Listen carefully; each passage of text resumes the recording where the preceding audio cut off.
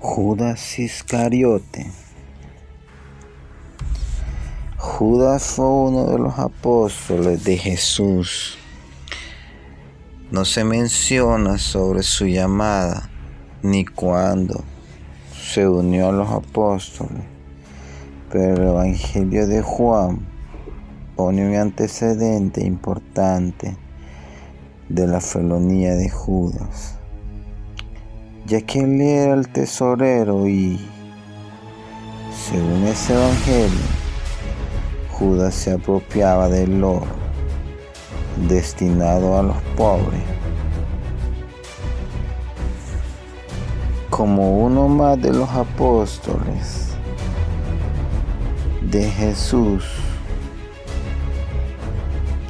Judas siguió a su maestro durante su predicación por Palestina y, según los evangelios, fue el traidor que reveló a los miembros del Sanedrín el lugar donde podían prender a su maestro sin que sus seguidores interfiriesen, tal como el propio Jesús había anunciado en la Santa Cena.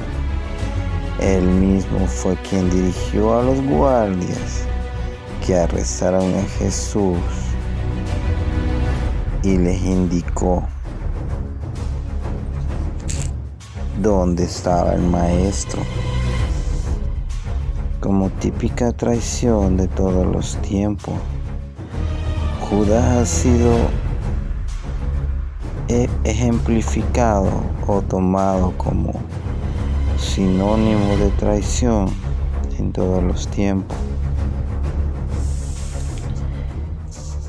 ¿Crees tú que Judas sintió la necesidad de traición? ¿O crees tú que lo hizo por la simple moneda de plata? Una historia increíble que quedó grabada en los cánones de la Santa Biblia. Judas Iscariote, para unos, entregó a Jesús por codicia, para otros, buscaba presionar para que el Salvador se revelara como un rey, terreno poderoso para todos. Es simplemente el discípulo, traidor. Entre los apóstoles hay dos Judas, Tadeo Iscariote, el traidor. ¿De dónde venía este apodo?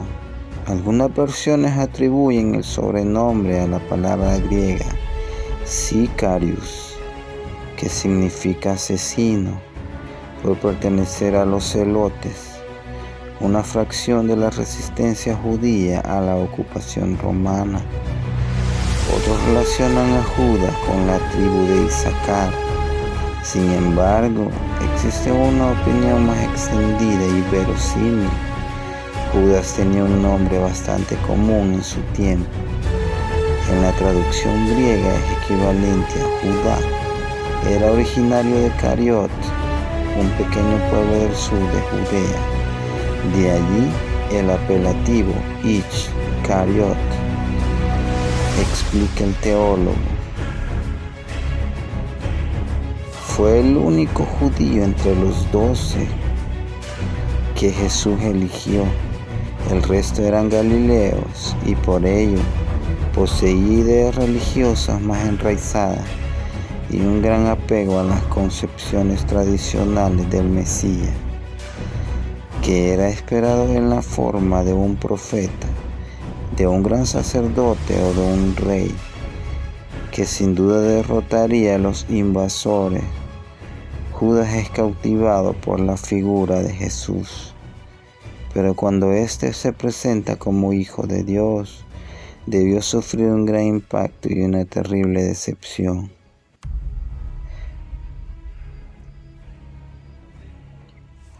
Si tomamos la palabra destinado como sinónimo de obligado a ser el traidor, no estaba destinado. Señala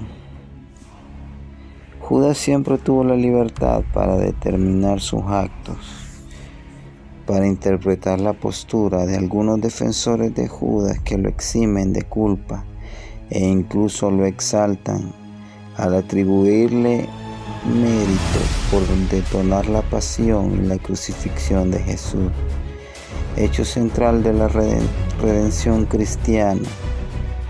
Si bien es cierto que en el misterio de la providencia de Dios alguien tenía que ser traidor, quien fuera a cumplir con ello, Judas o quien lo hubiera hecho, en ningún momento fue obligado o inducido por Dios. Los mismos actos libres de la voluntad de Judas fueron determinando su decisión final, incluso su forma de muerte. Tal libertad fue subrayada. Es necesario creer que Judas no era indigno en el momento de su elección. Más tarde se apoderó de su alma el demonio de la avaricia, de la ambición y la envidia, y de caída en caída lo precipitó al abismo. Una postura parecida a la expresada ya en el siglo XVI por el teólogo español Juan de Maldonado. Judas se entregó a Jesús no por obra, ni por impulso, ni inspiración, sino por permisión de Dios. Aún es un misterio la motivación específica de Judas para vender a su maestro, el mismo que le había confiado la administración del dinero de todo el grupo. Pero se han trazado varias hipótesis en base a su perfil y a reacciones registradas por los evangelios. La codicia ha sido la razón más popularmente aceptada, pues el mismo San Juan hace constar que el Iscariote hurtaba dinero de la bolsa común a su cargo, al igual que registra el capcioso reclamo que hace Jesús cuando una mujer derrama un frasco de fino perfume, cuyo valor calcula él mismo con sospechosa exactitud en 300 denarios. Pero cuando los evangelistas presentan a Judas como un administrador fraudulento, preparan en realidad la escena de Judas, dirigiéndose a los sumos sacerdotes y preguntando: ¿qué me queréis dar?, señala un historiador bíblico, quien sin embargo aclara que debió existir otra motivación adicional que lo llevó a devolver el dinero y a matarse. Esta no es la actitud de un simple avaro, pues éste habría quedado satisfecho con el lucro obtenido. Por ello, hay dos posibilidades. Una, el temor a perder la estima de Jesús tras ser denunciados sus desfalcos. La otra, los anuncios de Jesús de su propia muerte que lo habrían llevado a pensar en alguna ganancia antes de que tales avisos se cumplieran. Sin embargo, el padre de la codicia dice también: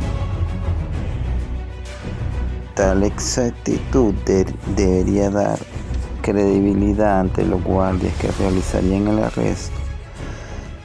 Justamente el filósofo Francisco Suárez en el siglo XVI escribe: estuvo muy solícito porque no se escurriera a Cristo de manos de los soldados por algún error, porque siempre era llevado por la codicia del dinero, pues aún no lo había recibido, sino que solo se le había prometido.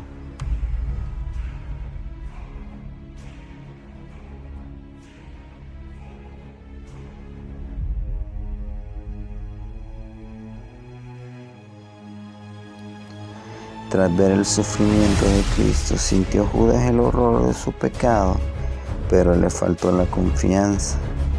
No lloró las lágrimas de amoroso dolor de Pedro, que había negado a su maestro. Aquellas 30 monedas se le hacían peso insoportable. La misma ley judía declaraba maldita quien muriera colgado, con lo cual el suicidio era solo la última y más irremediable de toda una serie de decisiones tomadas por Judas en base a la codicia, el orgullo, el egocentrismo o incluso la desesperación.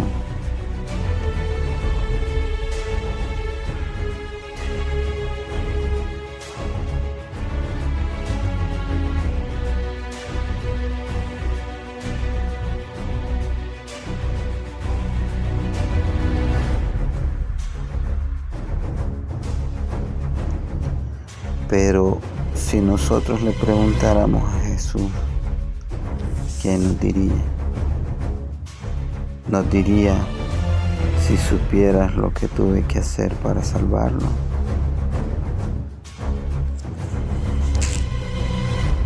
Increíble. Gracias por apoyarnos. Hasta pronto. Volveremos con más.